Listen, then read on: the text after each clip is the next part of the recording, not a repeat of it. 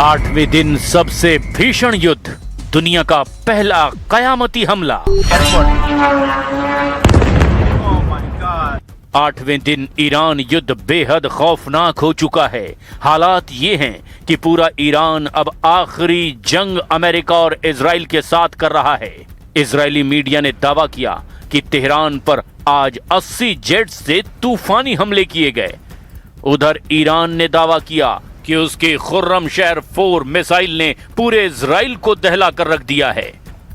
दावा तो यहां तक किया गया कि ईरानी हमलों से इजराइल और मिडिल ईस्ट में अमेरिकी अड्डों पर हुई भीषण तबाही को पूरी तरह से छिपाया जा रहा है।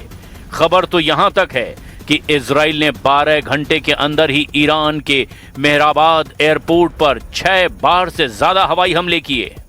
ट्रंप का तो यहां तक दावा है कि अमेरिकी सेना ने ईरान के बंदर अब्बास नौसैनिक अड्डे को ही पूरी तरह से तबाह कर दिया है। अमेरिका और इजराइल का दावा है कि ईरान के 47 युद्धपोत को समंदर में डुबो दिया गया है और ईरानी नौसेना को पूरी तरह से तबाह कर दिया गया है। ट्रंप ने जहां चेतावनी दी कि अगर ईरान ने बिना शर्त सरेंडर नहीं किया तो हम उसे बर्बाद कर देंगे, वहीं संयुक्त राष्ट्र में ईरान के राजदूत मीर सईद इरावानी ने दुनिया को भावुक संदेश देते हुए कहा कि या तो हम इस दुनिया को जीतेंगे या फिर हम सब शहादत को गले लगाएंगे। इधर रूस और चीन पर अमेरिका ने बड़ा आरोप लगाते हुए कहा कि ईरान युद्ध में रूस और चीन मिलकर मदद कर रहे हैं, जिसकी वजह से पश्चिम एशिया में अमेरिकी सैन्य ठिकानों को ईरानी हमलों में भयानक नुकसान हो रहा है। ईरान में तूफानी तबाही, मिसाइल फैक्ट्रियों पर सीधा हमला। ईरान के 31 प्रांतों में से 26 प्रांतों पर इस वक्त अमेरिका और इजराइल तूफानी हमले कर रहे हैं। इजराइल के 80 लड़ाकू जेट्स ने तेहरान पर ही 12 घंटे में लगातार हमले किए। आप इसी से अंदाजा लगा सकते हैं कि सेंट्रल तेहरान में मेहराबाद एयरपोर्ट को पूरी तरह से तबाह कर दिया गया। खबर तो यहां तक है कि इजराइल और अमेरिका अब ये मानकर चल रहे हैं कि ईरान पर 8 हफ्तों तक हमला करना होगा। इजराइल और अमेरिका की तरफ से ईरान पर हमले को लेकर क्या क्या दावे किए जा रहे हैं, जरा अब उसे भी जान लीजिए।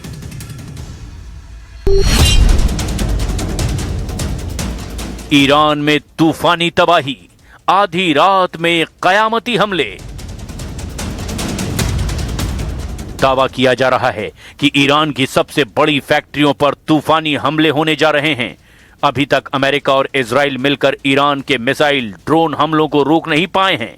इजराइल ने सुबह 80 लड़ाकू विमानों के साथ तेहरान और इस्फहान पर भीषण बमबारी की। इस हमले में तेहरान के मुख्य हवाई अड्डे के रनवे और बुनियादी ढांचे में आग लगा दी गई। ये तेहरान पर ब्लिंट्स हमला था, जिसे बिजली युद्ध कहा जा रहा है। ईरानी राष्ट्रपति मसूद पजेश्कियन ने आज कसम खाई कि उनका देश कभी आत्मसमर्पण नहीं करेगा। उन्होंने कहा, हम अपनी संप्रभुता के लिए आखिरी सांस तक लड़ेंगे। वहीं अमेरिकी राष्ट्रपति डोनाल्ड ट्रंप ने साफ कर दिया कि जब तक ईरान बिना शर्त सरेंडर नहीं करता, ये हमले नहीं रुकेंगे। उन्होंने ईरान के अगले नेता के चयन में भी अमेरिका की भूमिका की बात कही है। ईरान ने पलटवार करते हुए दुबई, मनामा और रियाद की ओर बैलिस्टिक मिसाइलें दाग दी। सऊदी अरब ने रियाद के पास एक मिसाइल को हवा में ही मार गिराया, जो अमेरिकी सैन्य ठिकानों को निशाना बना रही थी। इधर अमेरिकन मीडिया ने पेंटागन के 3 अधिकारियों के हवाले से दावा किया कि रूस ईरान को अमेरिकी और इजरायली विमानों की लोकेशन ट्रैक करने के लिए सैटेलाइट डेटा और इंटेलिजेंस से जुड़ी तमाम खबरें दे रहा है। खबर तो यह भी है कि चीन ने घोषणा की है कि वो मानवीय सहायता के नाम पर ईरान को आर्थिक मदद और तकनीकी उपकरण भेजेगा। अमेरिका ने चीन के इस कदम को प्रतिबंधों का उल्लंघन बताया। ईरान के रिवोल्यूशनरी गार्ड्स ने हॉर्मुज जलडमरू मध्य में एक तेल टैंकर प्राइमा पर हमला करने का दावा किया, जिससे वैश्विक तेल सप्लाई चेन खतरे में है।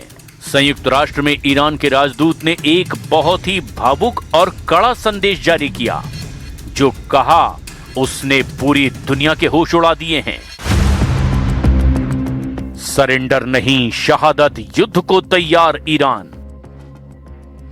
संयुक्त राष्ट्र में ईरान के राजदूत का नाम है अमीर सईद इरावानी, जिन्होंने युद्ध पर बयान देकर साफ कर दिया कि ईरान सरेंडर नहीं करेगा। न्यूयॉर्क में ईरानी राजदूत ने प्रेस कॉन्फ्रेंस में बयान देते हुए कहा, मैं अमीर सईद इरावानी, हम झुकेंगे नहीं। हमारे पास केवल दो ही रास्ते हैं, या तो हम इस युद्ध में जीतेंगे और अपनी संप्रभुता की रक्षा करेंगे, या फिर हम सब शहादत को गले लगाएंगे। अमेरिका की गुलामी हमें मंजूर नहीं है। इस बयान से साफ हो गया कि ईरान फिलहाल किसी भी तरह से सीज फायर यानी युद्ध विराम या फिर अमेरिका की बिना शर्त आत्मसमर्पण की शर्त को मानने के मूड में नहीं है। शहादत शब्द का इस्तेमाल करके ईरान अपने नागरिकों और खाड़ी देशों के समर्थकों को एकजुट करने की कोशिश कर रहा है ताकि वे अमेरिका के खिलाफ खड़े हों।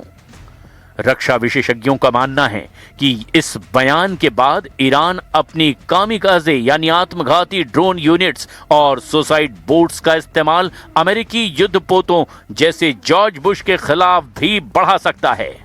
इस बयान के तुरंत बाद रूस ने कहा कि वो ईरान को अकेला नहीं छोड़ेगा, जबकि चीन ने अमेरिका को चेतावनी दी कि वो ईरान को दीवार से सटाने की कोशिश न करे। They were very close to a nuclear weapon. They would have had one if we didn't do our B-2 hit, Midnight Hammer. They would have had it 8 months ago. They would have had a nuclear weapon, and they're crazy, and they would have used it. So we did the world a favor. 10 बज रही है, बार-बार sirens बज रही हैं। Iran की तरफ से बार-बार मिसाइल अटैक लॉन्च किए जा रहे हैं और अभी न जाने कहां पे अटैक किया जाएगा।